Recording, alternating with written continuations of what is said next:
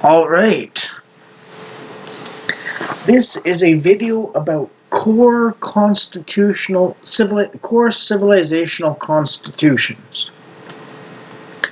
Now, these ideas are basically me saying I want to put into constitutions of the Western countries these values on economics, politics, culture, and immigration, child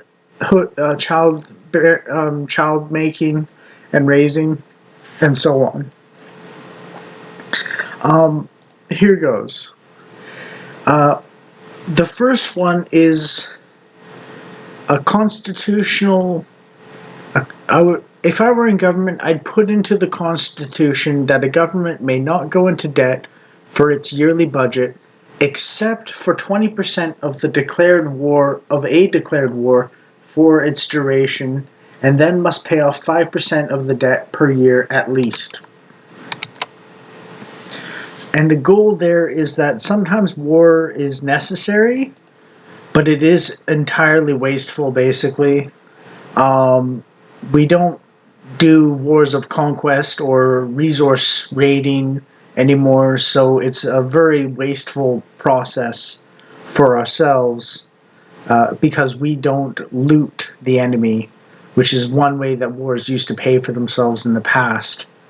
And I'm okay with that, but we have to put limits on our spending, and we must also make sure we're not engaged in perpetual debt, because that ruins countries worse than, the Taliban can recover from Afghanistan, and the Taliban can recover from 20 years of warfare, but we cannot recover in the same speed through 50 years of debt.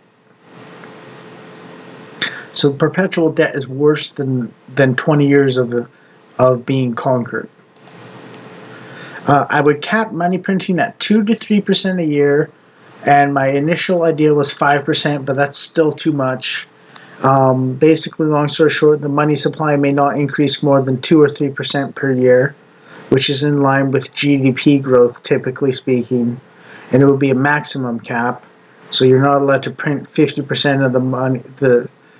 Well, let's put it this way. Joe Biden and Justin Trudeau basically printed 40% of the total number of dollars ever made in our entire countries of Canada and the USA's history within 2 years for the COVID spending and shutting everything down, which led to financial ruin of so many people because it was socialism, basically. You're not allowed to earn money. You have to take a government stipend, and the value of that money is draining quickly because no one's making anything. And basic supply and demand says if you have less stuff and the same money, then the dollar cost per item goes up. And if you have more money and less stuff, then it goes up a lot more. And if you have more money and the same stuff, it goes up as well, but less than if you have both less stuff and more dollars.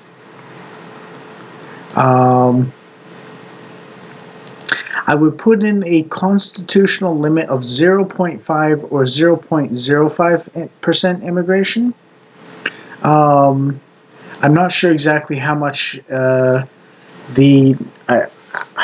tired. I've been up a long time, so I can't do the math properly in my head. But basically, long story short, Canada has about 40 million people, and I would want about 20,000 people immigrating into our country total every year.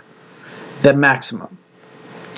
Maybe 25,000, like 5,000 refugees and 20,000 legal immigrants of the sort of regular immigration type.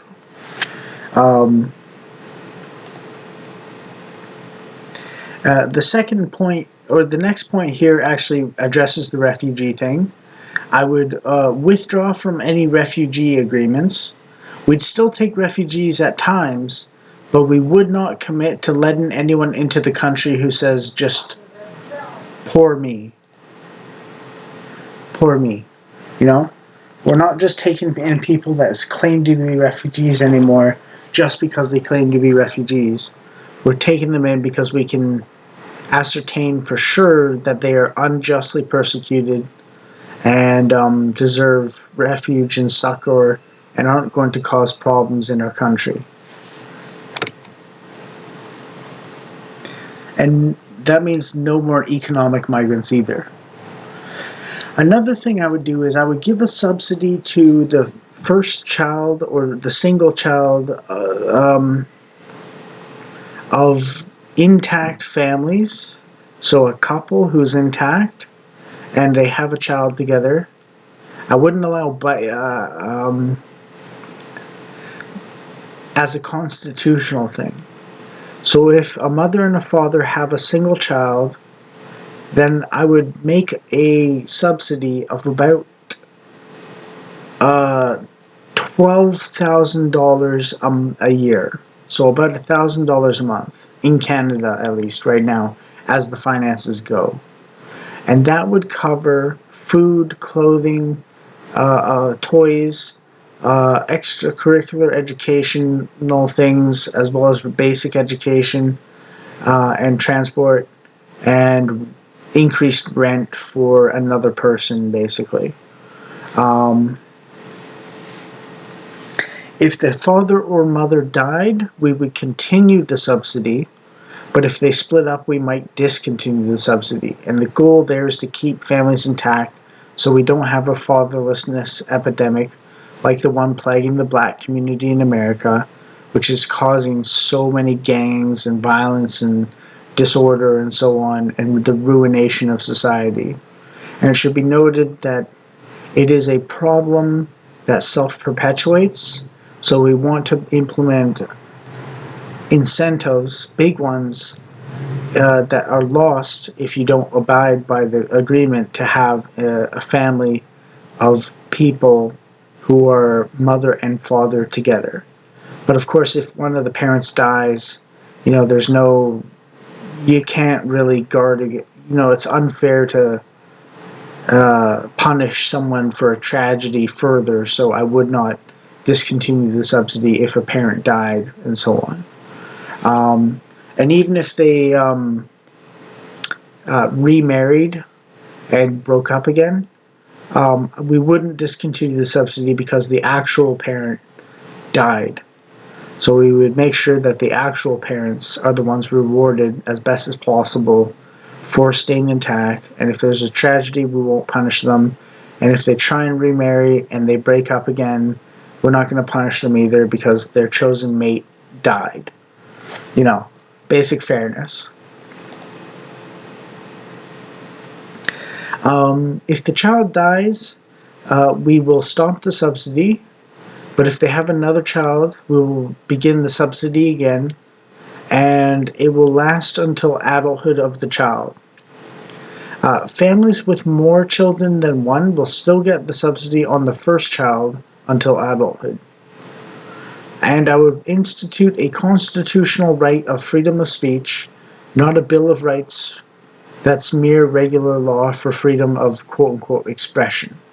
Freedom of speech is more broad-ranging than freedom of expression, and the Bill of Rights in Canada is toilet paper to the government because it basically got put into law, into the bill, that the government can override the Bill of Rights whenever it feels like, making it not an actual protection. As for why the first child subsidy and why it's so generous, it's because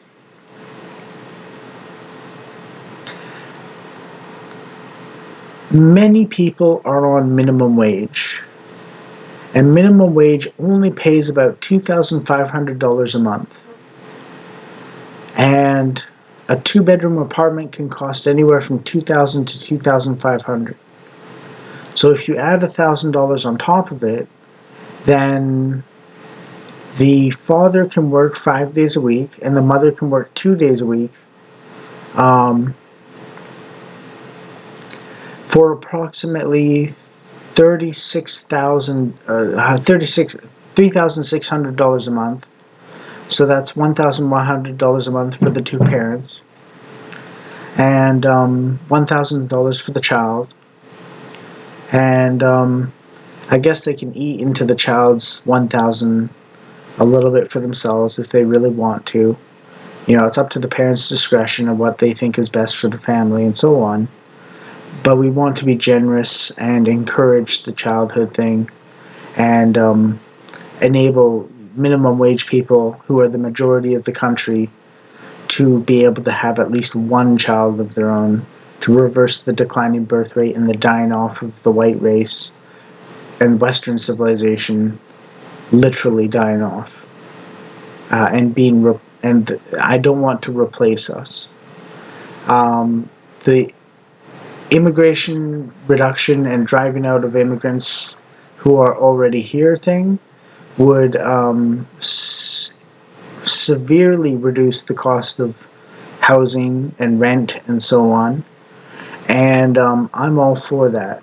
I want to return to $1,000 a month bachelor pads, or $800 a month bachelor pads in the nice parts of town, basically, with $2,500 minimum wages. And yeah, and that would actually be,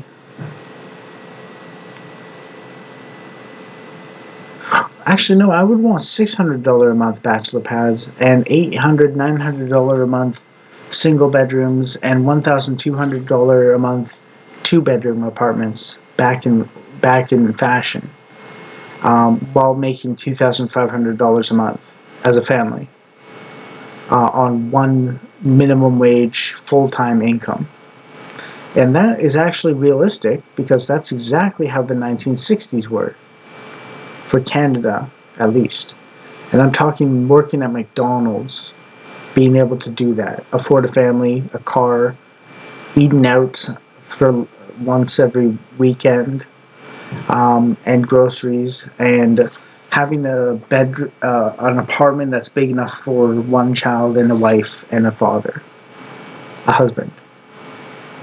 So I know it's doable, and this core civilizational constitution is the basics, the very, very basics of what's necessary. And finally, one more thing I would do is I would make Christianity the national religion. It would be the declared national religion of the country. We wouldn't select denominations, we wouldn't have a state church, and we wouldn't force everyone to worship at church, Christian churches. But we would acknowledge the debt and the origin of Western civilization as a whole in Christianity, Rome and Greece. But mostly Christianity, because it took in the lessons of Rome and Greece at their best, and the Jews, Hebrews, ancient Israelites. And the ancient Israelites, the Greeks, and ancient Romans are the three pillars of Western civilization, and their best perfection is in Christianity. So, yeah. And it would, because it's not atheism, it's not Islam, it's not Hinduism, it's not the communists, it's not the Buddhists, it's not the Shintoists, it's Christians that built Western civilization. So we would reformulate a dedication to Christ without a state church, by the way, but we might have a pledge of allegiance. We might have a pledge to Christ in schools, a very basic one, and so on. A pledge to our king, our country, and our God. And I would also make, as a non-constitutional amendment, the outline of Marxism, critical theory, critical race theory, postmodernism, wokeism, LGBT, as a positive.